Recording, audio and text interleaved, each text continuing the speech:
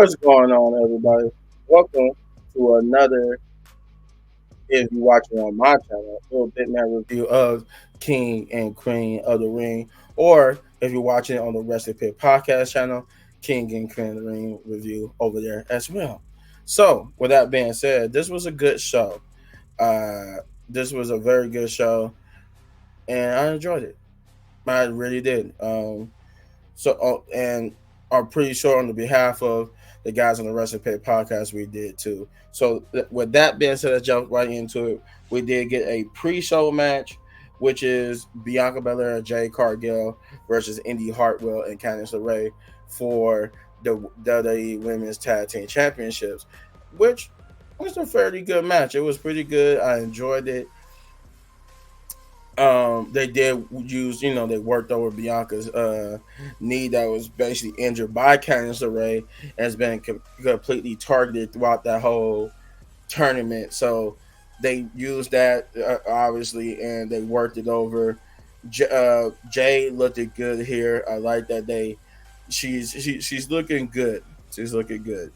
She doesn't, I'm not. She doesn't look bad whatsoever. Um, I don't know. She's looking good. I think there was like two botches, but one of them that I noticed because I was that's how much I was into. I didn't notice. I only think I only noticed two botches. It might have been more, but it was only that. One of which she was trying to do a kick up, and I think she messed up the kick up.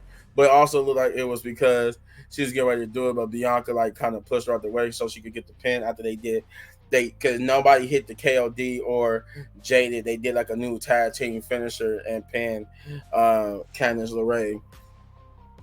But like I said, it was a good match. It really was. It was good. I enjoyed it. I'm like, okay, that was cool. The only thing I have to say that was wrong about it was just the decision of it being on the pre-show. Um, I don't know, because for what Triple H is trying to do with it, does this like kind of hurt it that it was on the pre-show more so that it should have been on the regular show? Cause I guess what I'm trying to say, if it was on the regular show on the main card, people are people going to take it more seriously because it wasn't if it would have been on the main card, or people are going to take it less seriously now because it was on a pre-show match. With that being said, we get into the first match of the night on the main show, which is Becky Lynch versus Liv Morgan for the Women's World Championship, and that was a good match. I enjoyed it. Um, the story that it written for itself. Um, so the big thing going into this match for me was Becky Lynch having not re-signed, uh, the contract. She not having re-signed with WWE, and I wanted them to stretch it out more going to this. Like I didn't. I had the person I picked to won, but I was hoping that it would happen just a little bit more down the road. They build up this story more, to flesh out more of this heel character. But then I thought about it, I'm like, Becky hasn't resigned. Her contract is up in a couple of days. It's coming up. Like I think her contract is up before the end, either the end of this month or the beginning of next month. But it's like up very soon. But with that being said, the match was good. They told the story in the ring. And I like it. I like the spots. I like the fact that that Liv looked good here as usual. Like I like that Triple H's been doing that when she's up against Becky. Becky makes her look good. Like she don't look like a jobber. She look like somebody who could actually beat Becky. Um, and they make her look good. They both kicked out a lot of stuff to even further put over Liv that she could actually put. She was kicking out a lot of things that Becky put her through, and she was getting to the ropes when she was putting her getting to submission. She even had submission holds of her own. But in the end, Dominic Mysterio will prove to be the deciding factor because, and here's the thing, they've been teasing Dominic Mysterio and Liv Morgan a connection with them. So you would think when I said that he came out there and he was the reason why. No, he actually came out there to do the opposite, which is counterproductive of what they've been showing us with this little teases. He didn't come out there to help Liv. He came out there to help Becky. He didn't want Liv, by orders of the by Rhea. He didn't want Becky to, that's how they was making it seem. He was out there on Rhea's behalf to make sure that Liv didn't win because of what she did to her. So he was out there to make sure that Becky won. But due to Becky not being a heel, it backfired, and Liv ended up taking advantage because what he did was he threw a chair in the ring and distracted the ref, and he wanted Becky to hit Liv with the chair to secure the victory, but she wouldn't do it. Instead, she just basically argue with him, try to get him to leave, but it would cause the distraction would cause Becky to get DDT'd on the chair, and then the chair would then get tossed. Liv would toss the chair out the ring and hit Becky with an Oblivion, and 1, 2, 3, Liv Morgan is your champion. And she's definitely a heel all the way, but it was just I wanted them to flesh it up a little bit more. But then I thought about it, I'm like, she is about to leave, so they had to pull the trigger because they don't know if she's going to re-sign the contract or not. And even with her being champion, she still didn't re-sign. So there's that. Then we get to the second match, which is Sami Zayn versus Chad Gable versus Bronson Reed, which was a good triple threat match. Bronson Reed did his thing in this match. I had to give it to him. He was the highlight of this match. He had two high flying moments that I never seen him do. He did a somersault off the top ropes, and then he did a dive through the ropes. So I'm just like, okay, all right. Bronson Reed has some new moves in his repertoire. Chad Gable always is Chad. He's always good in the ring, man. He eventually deserves to be in the Continental Champion and onwards because he's definitely that guy. He's definitely earned the right to be in the Continental Champion. I actually would have preferred it happen here, but no, I had picked Sami to win this match, but I would have been okay if Chad would have won it here as well. But a good Otis would come into play, but in the wrong way that Chad wanted it to be. It was Chad's own needs for Otis to help him is what cost him, because Otis' hesitation on hitting Sami gave Sami enough energy to when they got into it, he was push and berate Otis, and Otis would look like he wanted to hit Chad, and Chad even was like, "What, you gonna hit me? You gonna hit me now? Why? Because he's your best friend all of a sudden now."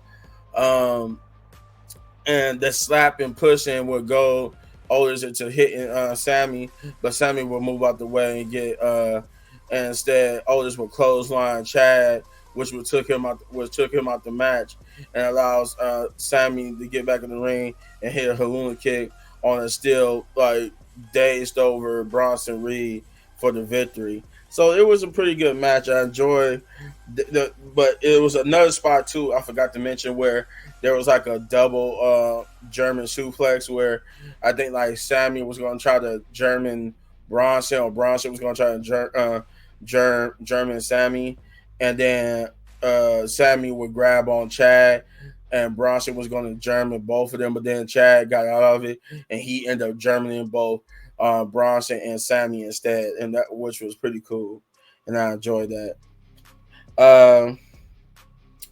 We get to the third match, which is the first of two King and Queen finals, which is Queen of the Wing, Nia Jax versus Lyra Valkyrie, which was a pretty damn good match. So far we didn't get to the match of the night. The match of the night is reserved for a particular match, in my opinion, even though all these matches were good. And considering that the next match after this could have been match of the night, says a lot, because it was many picks what could have been match of the night, but these next two matches was better than the rest. But Nia Jax versus Lyra was pretty damn good. I like that, even though Nia is the bigger competitor, they're not making people who go up against her look like jobbers, at least the main people. And they're actually looking like people who could beat Nia. And with no different here with Lyra. Lyra looked like she could beat Nia, and it was a good one. She really took it to Nia. And at moments, it looked like Lyra could have had the victory. And at moments, Nia could have had the victory. But it came down to Nia getting stuck, not getting stuck, but she was going to the top ropes, and Lyra would try to reverse it to a power bomb, but and Nia was just too strong, and instead of reversing to a power bomb, when she got Nia, like, I guess, loose enough to do the power bomb, it ended up just being Nia doing the annihilator on her for 1, 2, 3, and Nia Jax is your new queen of the ring. She did do a promo. She was interviewed by Kayla, who basically told Kayla that she was squashed and went through everybody.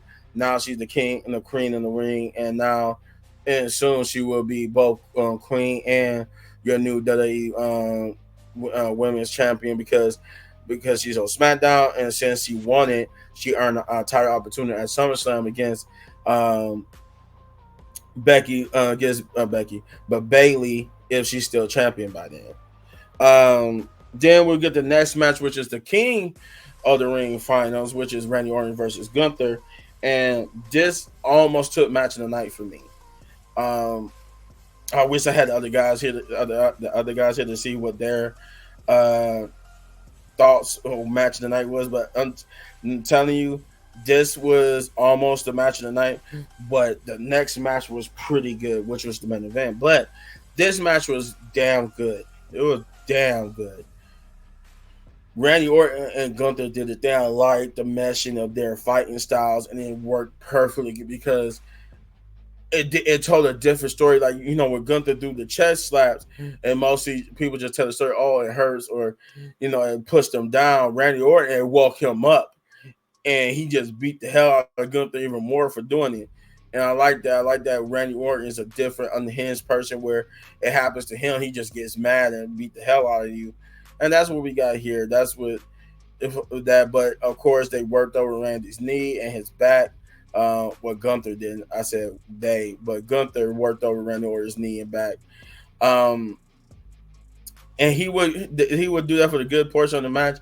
Randy Orton still would hold his own. I think he did his signature, like whatchamacallit, table spot like 3 times on Gunther, which was pretty cool.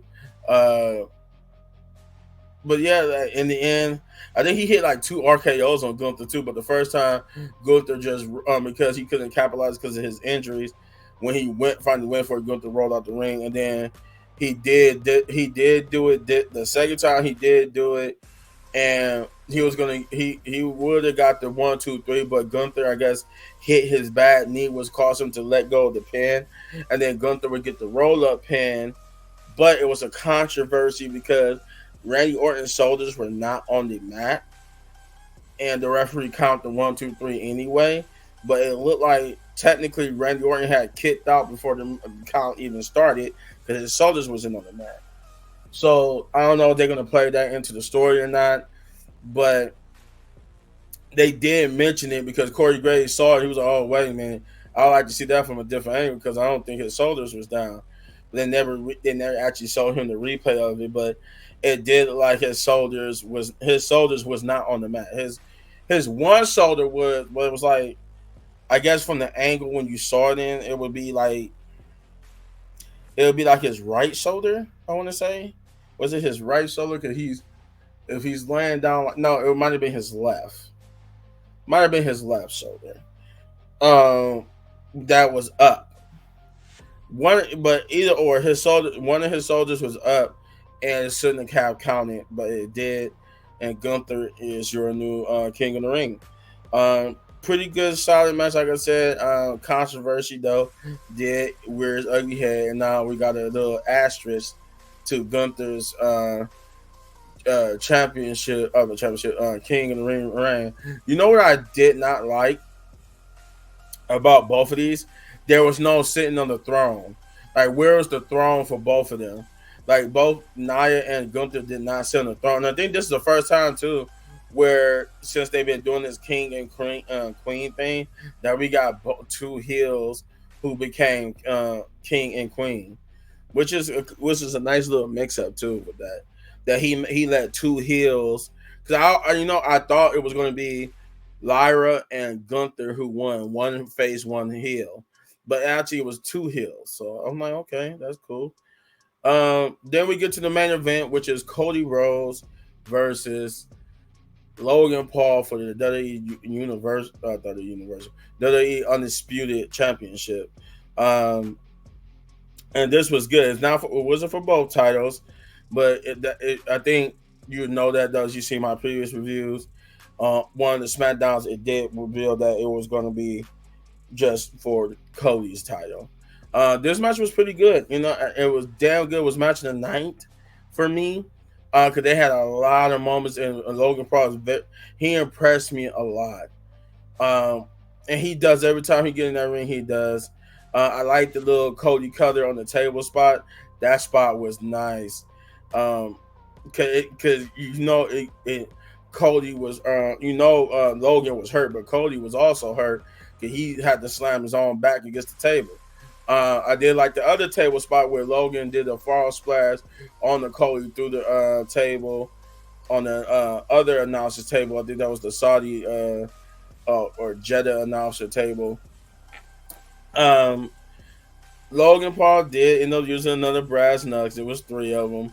They already took the first two, but he got another one from his cronies.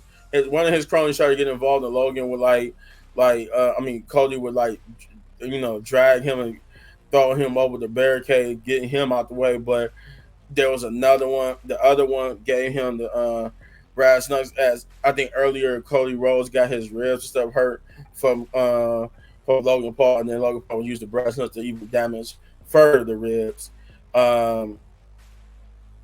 Cody Rhodes was point where Cody Rhodes could have won via count out, but he stopped it because he beat the count. And Logan obviously you could tell he wasn't going to beat the count because the referee had got the 9, and he haven't even gotten up to do the little spot where they hit 9, and then right before they hit 10, they get into the ring. He was still laying on the ground. It was definitely about to be a 10 count, but Cody stopped there, told him no, he don't want like that. Let him finish and let him learn. Let me finish it. Let him learn. And with that, it was the obvious. This might have backfired on you, Cody spot, where instead of letting him get the count out, he almost got beaten for the title because Logan took advantage and almost won at that point. But still, the match was pretty good. It was a banger of a match, just like I thought it would be. Logan is definitely, say what you want about him being a YouTuber and all this other stuff. He's taken to this business very quickly.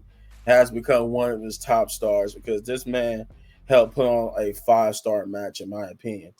But Cody Rhodes would after Logan would try to hit Cody Rhodes with the brass knucks. I think the referee had got knocked down. Yeah, the referee got knocked down, and Cody would take advantage of it and try to hit him with the brass knucks. But that they had a special ring announcer who was like this major star and comedian over there in Jeddah, and he would pull Logan down and argue with Logan, talking about you promised that you wouldn't use that. You're not about to use that on Cody. And Logan would kick him and be like, "Who are you?" and all that type of stuff. And he would turn to go hit Cody, but Cody would hit him with 3 crossroads, and he's a champ, and he still is your champion. Pretty good match. That was match of the night for me. I was hard. I would say the MVP of the night though was definitely Logan Paul. It was almost Bronson Reed, but it was definitely Logan Paul. I'm gonna give this a 10. No, I was say 10 out of 10. I was gonna give it an 8 out of 10. Big ups. It was definitely a good pay-per-view, and I enjoyed it. None of the matches were bad. I enjoyed every single match, even the pre-show match. I just had a little nitpicks of why they didn't get the usual sitting on the throne ceremony and all that type of stuff. But it did get the fireworks though. There was a lot of fireworks. Liv got the fireworks from becoming champion, and both Gunther and Nia got the fireworks from becoming the king and queen of the ring. Um, yeah, you let me know in the comments down below what you thought. And if you on the Wrestling Pit podcast, you know what to do. Hit that like, subscribe, share, hit that notification button, because if you do, we're trying to get to 500 subscribers so that you get a reward for my boy Shane. And if you're on my channel, my personal channel, you do the same thing, because we're trying to get to 10,000 subscribers before we reach the next goal. And maybe if we get to 10,000 subscribers, I have a reward for you guys too. As always, hit one of these videos for more of my or our amazing content, and I will see you in the next video. Peace.